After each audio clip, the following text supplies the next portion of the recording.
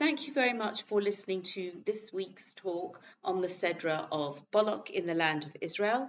In the diaspora, the Torah reading consists of two Sedras, Chukas and Balak, and after this week, the Torah readings in the land of Israel and in the diaspora will be the same.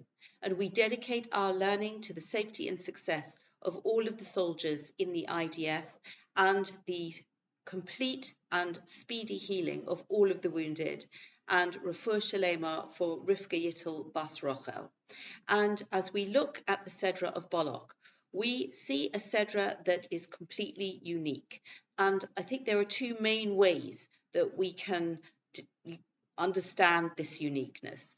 The first is that the entire Sedra is really concentrating on the conversations and plans of the two principal people, Balak, the king of Moab, and Bilam, the as it's called, seer, or some kind of prophet, man of words, whom Balak employs to curse the Jewish people. So that is going to be the way that he is going to defeat the Jewish people, since he cannot imagine defeating them militarily. He's going to resort to the power of Bilam's curses. So it's unique in that aspect. And I think that it's also unique in the very unusual format of the central episode of the talking donkey, that this is the way that Bilam is, so to speak, cut down to size, that a donkey can see things that Bilam cannot see. A donkey has better powers of articulation than Bilam has. And this is not really a type of content that we find in any other part of the Torah. And I think that what we see in this week's Sedra, among many other things, is the concept of clarity versus darkness. And this is principally evident when we look at the people, Moshe Rabbeinu, Moshe, our teacher, who in this particular Sedra doesn't actually feature, but in any way significant, but he is representative of a clarity of communication with Hashem. And this is referred to as aspaklaria ha'ma'ira, that all other prophets, as it were, prophesied through an opaque glass. They had a vision or a communication with Hashem that was not completely clear. Either it was at night, and that was the case with Bilam, that Hashem appeared to Bilam at night, or that there was some kind of opacity in the communication with Hashem and the particular prophet. But with Moshe Rabbeinu, it was as if Hashem communicates with Moshe Rabbeinu through a clear glass. And this clarity and this light and brightness is also reflective of the pure character of Moshe Rabbeinu and his devotion and his humility, which are hallmarks of his personality. And we have that on the one hand. And then we have Bilam, who we learn has been equipped with powers of prophecy, if not equivalent to Moshe Rabbeinu, arguably even greater powers of prophecy than Moshe Rabbeinu. And we'll come to that soon, the area in which Bilam alone had access to certain prophetic insights. But Bilam is representative of a person who uses his gifts and talents for dark, nefarious purposes.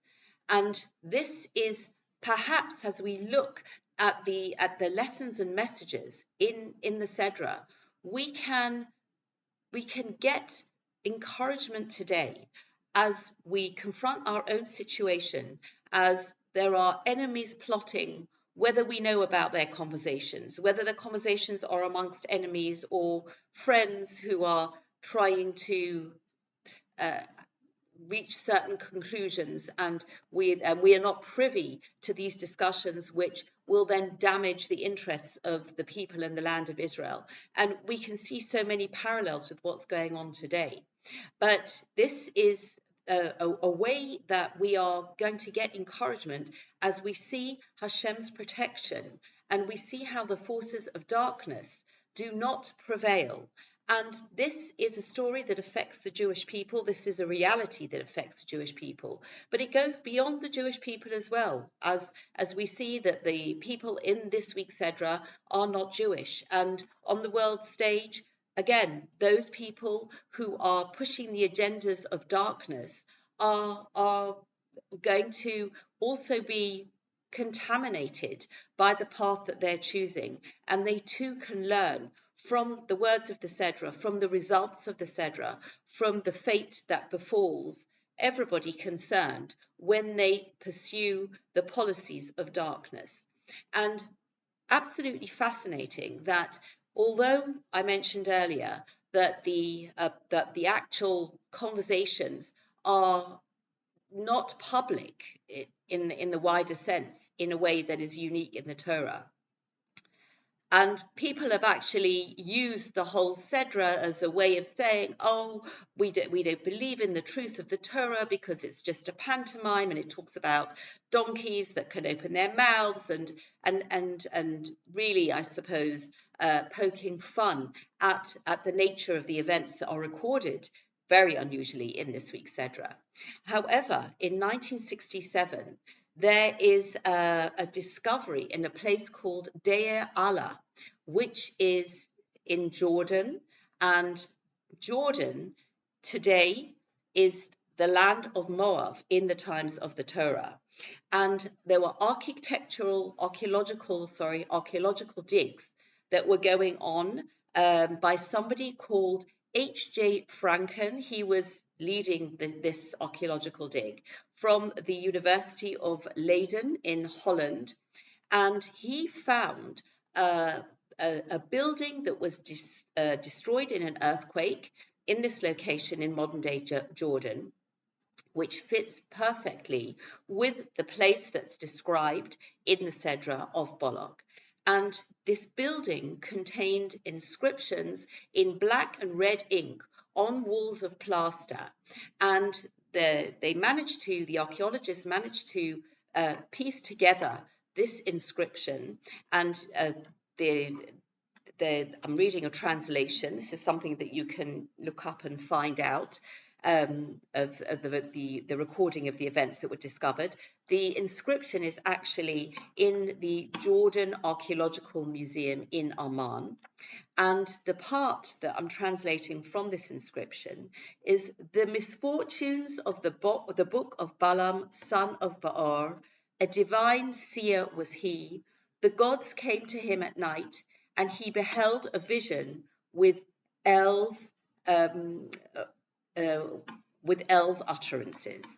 And this inscription is actually echoing the words that we read in the Torah. This is an archaeological discovery of artifacts that you can go and see in a museum dated at exactly the time period. So although on the one hand we are dealing with events that were not publicly widely heard at the time, there is this archaeological evidence that fits in exactly with the words of the Torah. We do not need this confirmation, because the words of the Torah are a source of clarity and light across every single discipline. And I think that the lessons that we learn from the humiliation of the prophet seer Bilam, who is a symbol of darkness, and Rabbi Chaim of Volozhin, quoted in the Torah Tamima, actually compares Moshe Rabbeinu to an eagle and Bilam to a bat. And he points out that both the eagle and the bat look forward to the dawn.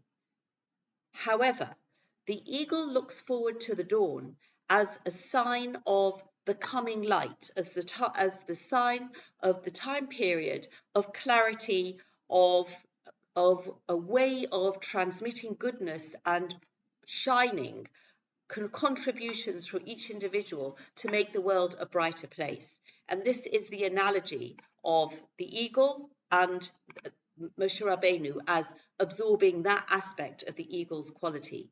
The bat, however, sees the coming dawn with trepidation because it is in the deep darkness that the bat is comfortable. And although the animal that is created is true to its instinct, to its nature, the human being Bilam is representative of someone who chooses the dark ways, who chooses to misuse his gifts, and instead of bringing light into the world, brings rather the darkness of destruction, the darkness of misusing his gifts of prophecy. And although we sing in Yigdal, Lo kom Yisrael Moshe od, that in Israel there wasn't a prophet like Moshe, the rabbis, this is a quote from a pasuk from Devarim, the rabbis actually pick up on these words and they say there wasn't in Israel another prophet like Moshe, but there was outside Israel, and that the children of Israel, and that is Bilam.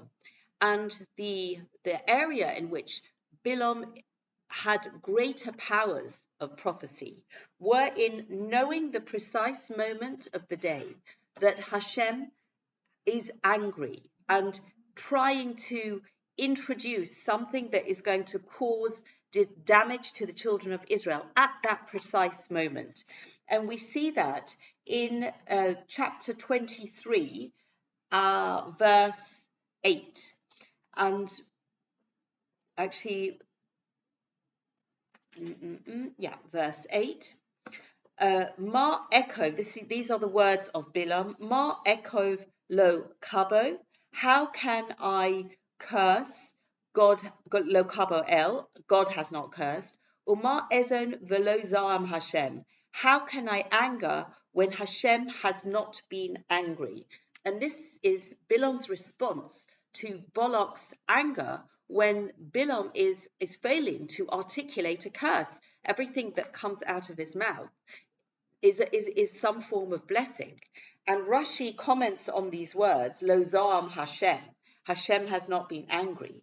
Ani, as for me, Ein kochi ela she'ani yodea lechavein hasha'ah she'HaKadosh Baruch Hu ko'esba. My power is nothing but the fact that I know how to determine precisely the time which the Holy One, blessed be He, is angry. V'hu lo cha'as kol hayomim ha'elo shebosi elecha. And He has not been angry all these days since I came to you. So again, this is an indication of how Bilam is working on his strengths and abilities to just find the time that Hashem is angry and use that as a way of destroying the people of Israel. And so when we think about the clarity of Moshe Rabbeinu, it is also the clarity of the wisdom that we learn from Bilam's character as when we read the words and the events of this week's Sedra. And we see in Pirkei Avos, in chapter 5, Mishnah 22, a very, very clear articulation of these characteristics. Kol mi sheyesh bo shlosha devarim halalu. Anyone who has these three things. Humi talmidov shel Avraham Avinu. He is from the pupils of Avraham Avinu. Ushlosha devarim acherim, and three different things. Humi talmidov shel Bilam harasha. He is from the pupils of Bilam harasha. Ayin tova, a good eye. V'ruach nemucha, a lowly spirit. V'nefesh shefola, and a low soul. Mitalmidov shel Avraham Avinu, from the students of Avraham Avinu, our father. Ayin ra'ah, an evil eye. V'ruach gavah, a haughty spirit.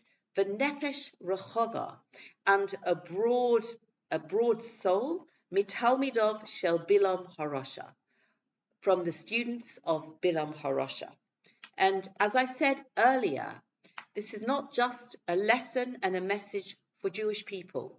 This is for all of humanity, because we say, Kol mi, everyone who has these characteristics. What is a good eye? A good eye is somebody who looks favorably on all of humanity, who wants to share their blessings, their inventions, their discoveries, to bring it to the table for mankind, to make the world a better place. And this is something that we find in spades coming from the land of Israel, whether it's water technology or medical discoveries, in any possible field that we can benefit humanity. This is an example of a good eye. And when we think about an arrogant ruach gavoa, an arrogant spirit, this is a personality, a person who develops traits that they think that they're above everyone else and they look down, just like Bilam was looking down physically from the higher mountains to the plains where the people of Israel were encamped. But this concept of thinking that you are above another human being, this belongs to Bilam. This is the lexicon of darkness. We are all created in Hashem's image. We all share a divine spark. It is how we nurture that divine spark, how we make it shine a bright light, or how we extinguish it and plunge the world into darkness. And this concept of a soul, a broad soul, instead of spreading upwards and thinking that you're above everyone else, somebody who allows their soul to expand to the destruction and detriment of all of those around them. Again, this is straight out of the playbook of Bilam HaRosha. And for this reason, we use the very severe term of Rochel, of evil person.